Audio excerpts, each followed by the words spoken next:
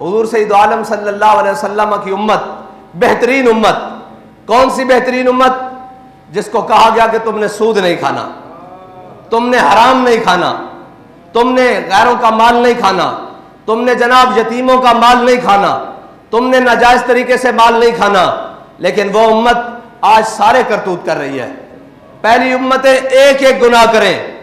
کوئی ہفتے والے دن مچھلیاں کسی کے لیے ممانت آئے تو وہ ہفتے والے دن مچھلیاں پکڑیں، اللہ ان پر عذاب بھیج دے. کسی کی مجھے یہ بتائیں کہ آج جدھر جاؤ اس طرح شہر کی جس طرف نکل جاؤ وہاں بڑے بڑے پوش علاقے ہیں، بڑے بڑے جناب سوسائٹیاں ہیں اور بڑی بڑی دیواریں ہیں اور بڑی بڑی ان کی چیک پوسٹیں ہیں. اندر داخل ہونے سے پہلے اپنی شناخت کروائی جائے. بنی اسرائیل کی ایک قوم جس کے امیروں اور غریبوں کے درمیان جس کے امیروں نے دیوار کھڑی کر دی. بھائی اس قوم کے غریب ادھر رہیں گے اور امیر ادھر رہیں گے. جب دیوار کھڑی کر دی، ایک رات جب وہ سوئے، صبح اٹھے تو غریب امیروں کی جانب سے کوئی شور شرابہ نہیں، کوئی جناب اٹھنے کے اثرات نہیں، کوئی جناب باتوں کی آواز نہیں. تو غریبوں نے کہا ہم جھانک کر دیکھو تو صحیح، یہ آج اٹھے نہیں، خیر ہو یہ خاموش ہو کر بیٹھے ہیں. جب غریب قوم نے امیروں کی طرف جھانکا تو دیکھا کہ وہ کتے اور خنزیر بن چکے ہیں. صرف میرے اللہ کو یہ بات پسند نہیں آئی کہ تم نے ان کے درمیان تفریق پیدا کیوں کی ہے. جب میں نے جو خود بنایا ہے اپنے بندوں کو، خود کسی کو غریب بنایا ہے، کسی کو امیر بنایا ہے، کسی کو اونچا بنایا ہے، کسی کو نیچا بنایا ہے، کسی کو بڑا بنایا ہے، کسی کو چھوٹا بنایا ہے، تم نے درمیان میں دیوار کیوں ہے؟ اللہ نے ان کو خنزیر اور بندر بنا دیا. لیکن یہ آج ہر طرف یہی تماشا ہے. بنی اسرائیل والے قوم والے سارے گناہ، وہ مولوی ہوں ان میں بھی موجود ہیں جی، وہ پیر ہوں ان میں بھی موجود، وہ مشائخ ہوں ان میں بھی موجود، وہ عوام ہوں ان میں بھی موجود، وہ سیاستدان ہوں، وہ کوئی بھی طبقہ ہے فکر سے تعلق رکھنے والے لوگ ہوں، ان کے اندر وہ سارے گناہ موجود ہوں. لیکن پھر بھی ان کے اوپر عذاب نہیں آتا، نہ ڈڈوؤں کا، نہ ٹڈیوں کا، نہ خون کا، نہ بارشوں کا، نہ طوفانوں کا، نہ سیلاب کا. پھر بھی ان کے اوپر اجتماعی عذاب نہیں آتا. تو اس کی وجہ کیا ہے؟ اعلیٰ حضرت فرماتے ہیں عطائے رب، جلائے کرب، فیوز عجب، بغیر طلب یہ رحمت رب ہے کس کے سبب؟ بے رب جہاں تمہارے لیے.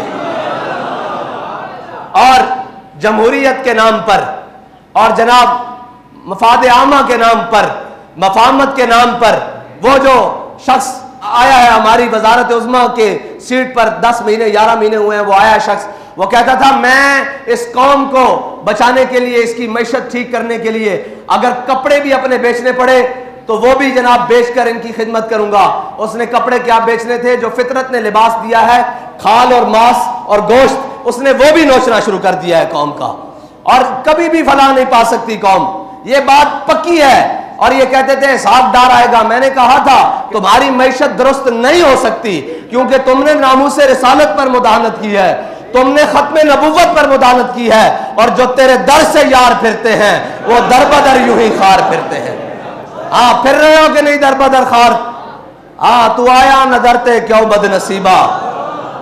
ہاں تسی آ جاندے تواڈے کول موقع سی. بابا جی فرماتے ہیں زندگی چ ایک ویڑا اے آندا کہ بندے نو یا ادھر دا فیصلہ کرنا پیندا یا ادھر دا فیصلہ کرنا پیندا.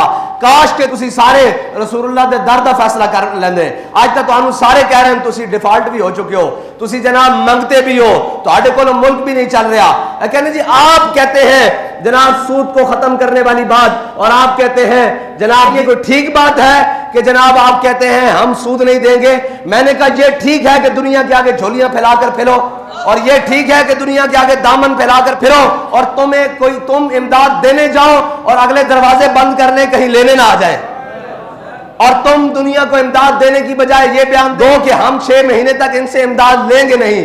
ڈوب مرنے کا مقام ہے تمہارے لیے. اور پوری قوم اس کے ساتھ بالکل جناب کھڑے ہیں جی، ہم جمہوریت کے ساتھ کھڑے ہیں. اور بھائی جمہوریت جب سارے غریب مار دے گی تب جمہوریت سے جان چھڑائی جائے گی. آؤ آج بھی حضور کے دین کی طرف، آج بھی ان عیاشوں کی بدماشیاں بند کرو. اور ہم نے کہا تھا تیل کی قیمتوں میں اضافہ، تو آج ہم پریس کانفرنس کرنے لگے ہیں. ہم نے پتہ ہے سب سے آخر میں کیوں اعلان کرنا ہے؟ اس کی ایک وجہ ہے. اس کی ایک وجہ ہے کہ ہم انتظار کر رہے تھے، ہو سکتا ہے جن کو آزادی کی جنگ لڑنے کا شوق چڑھا ہوا تھا وہ کچھ کر لے قوم کے لیے، کچھ بول ہی پڑے اپنے اقتدار کی حرص کے علاوہ کہ یار اس قوم کو مارنا ہے تم نے. تمہیں چاہیے تو یہ تھا کہ تم منی بجٹ پیش کرتے ہوئے یہ کہتے کہ ہم اپنی عیاشیاں ختم کر رہے ہیں. آج کے بعد جتنے سرکاری جناب تیل لینے والی گاڑیاں ہیں اور گاڑیاں ہیں ان کا خرچہ ہم خود برداشت کریں گے. آج کے بعد جتنے بھی ہمارے اثاثے ہیں آدھے ہم وہ قومی خزانے میں جمع کرواتے ہیں. لیکن انہوں نے آسان حل ڈھونڈا ہوا ہے. ان کو پتا ہے کہ ہم لتر بڑھا دیں اور بندے بڑھا دیں, قوم کھانے کے لیے تیار ہے. ہاں جی, قوم کھانے کے لیے تیار ہے. انہوں نے آسانی سے تیل کی قیمتوں میں اضافہ کیا, بجلی کی قیمتوں میں اضافہ کیا اور گیس کی قیمتوں میں اضافہ کر کے سکون سے پھر کیا کرتے ہیں, پھر تماشے کرتے ہیں قوم کے ساتھ. پھر ایک آدھی آڈیو لیک کرتے ہیں, پھر ایک آدھی ویڈیو لیک کرتے ہیں اور قوم کو کہتے ہیں آپ اس طرف لگ جائیں. ہم اپنے جناب نشہ اقتدار میں مست رہیں, لیکن ہم یہ انتظار کر رہے تھے ہو سکتا ہے یہ جناب جو آزادی کی جنگ لینے چڑھے تھے ان کو شوق چڑھ جائے, یا وہ کراچی سے خیبر تک کوئی بھی جناب جماعت ہو جن کو نوازا جا رہا ہے یا نوازنے کے لیے تیار ہے جناب, جو بوٹ پالش کرنے کے لیے پہلے نمبر پر صفوں میں کھڑے ہیں, ہو سکتا ہے ان کو قوم کا خیال آ جائے. لیکن ہم نے دیکھا جنہوں نے آزادی کی جنگ لڑنی تھی وہ خود جیلوں میں جا رہے ہیں اور جیلوں میں جانے کے لیے بہانے ڈھونڈ رہے ہیں. اور جناب جنہوں نے کہا تھا کہ ہم میدان میں کھڑے ہیں وہ جناب آگے لیٹنے کے لیے تیار کھڑے ہیں. تو پھر ہم نے کہا کہ آخری تو ہم ہی رہتے ہیں.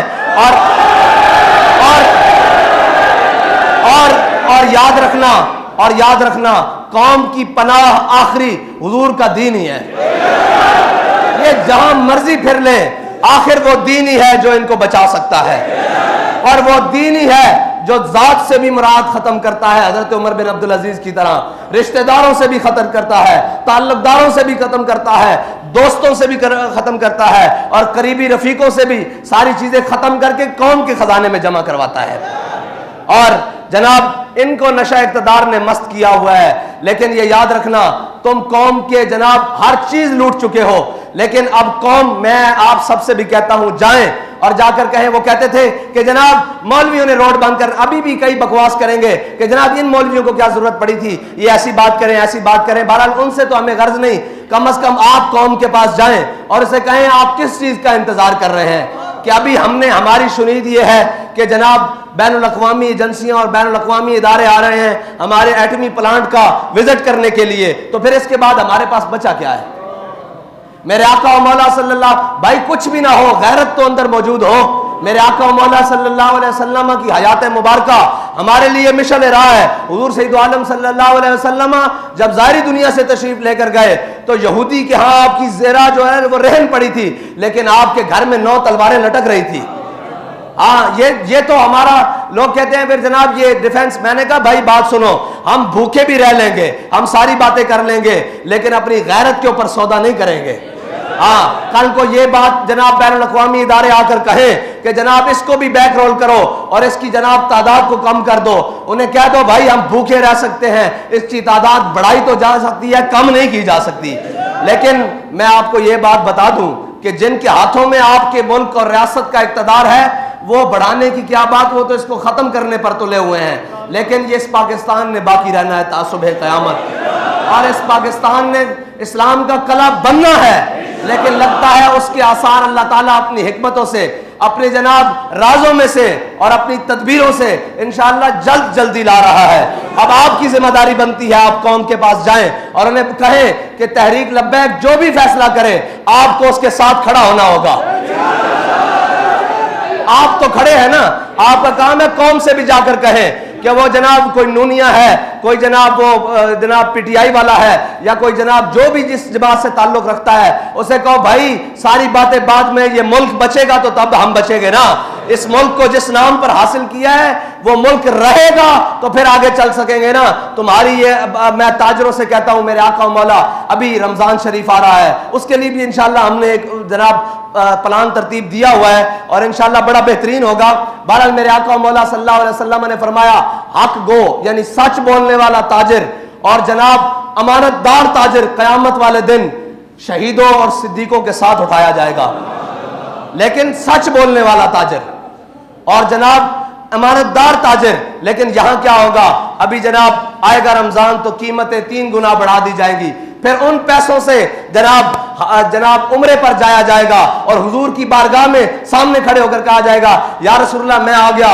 उन आका मौला सल्लल्लाहु अलैहि वसल्लम के सामने जाओगे, उस नबी के उम्मती जिसके आका मौला सल्लल्लाहु अलैहि वसल्लम ने फरमाया मन गश्शना फलैसा मिन्ना, जिसने मिलावट की वो हमारे में से नहीं, जिसने ज़ख़ीरा अंदोज़ी की वो हमारे में से नहीं, और जिसने कौम को धोखा देकर माल बेचा वो भी हमारे में से नहीं। यार बताओ, उन पैसों से जाकर तुम हुजूर की बारगाह में पेश होते हो, ना खौफे खुदा न शर्म नबी, और ये भी नहीं और वो भी नहीं। आओ हुजूर के दीन की तरफ, और आप सब ने भी तैयार रहना है। मैं पूरी पाकिस्तानी कौम से कहता हूं, आप सब ने भी तैयार रहना है, और शुक्र करो कोई बोलने वाला है, वरना इन्होंने तो तुम्हें जनाब गरीब को तो पहुंचाई उस नहज पर दिया है कि जनाब गरीब का पेट्रोल 300 रुपए हो जाए, वो गरीब ये सोचते हुए मर जाता है कि मुझे पैसे मिल भी गए तो मैं लाइन में लगकर डलवाऊंगा कैसे, फिर इसकी बचत कैसे करूंगा। और हमने तो नुस्खा पहले बता दिया हुआ है। इंशाअल्लाह अभी आपके साथ मैदान में बात होगी कि आपने बदमाशी करते हुए बढ़ाया कैसे है।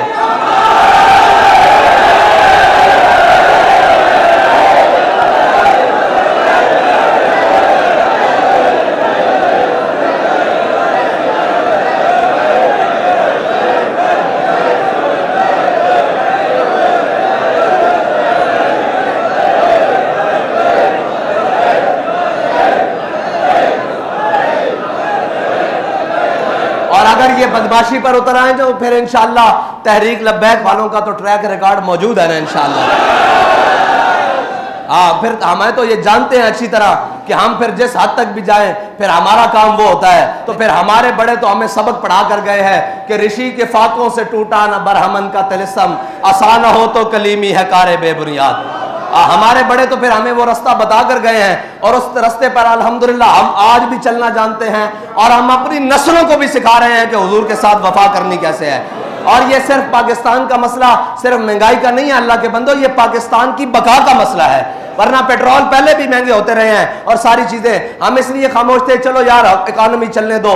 आज जनाब पाकिस्तान का कर्जा 51,000 अरब रुपए हो गया है, 51,000 अरब रुपए। पिछले एक साल में 23% कर्जे में इजाफा हुआ है। पिछले साल जो था वो पाकिस्तान का तकरीबन कर्जा 41,500 अरब रुपए था, यानी 41,557 या 550 या 55 इतने अरब रुपए था।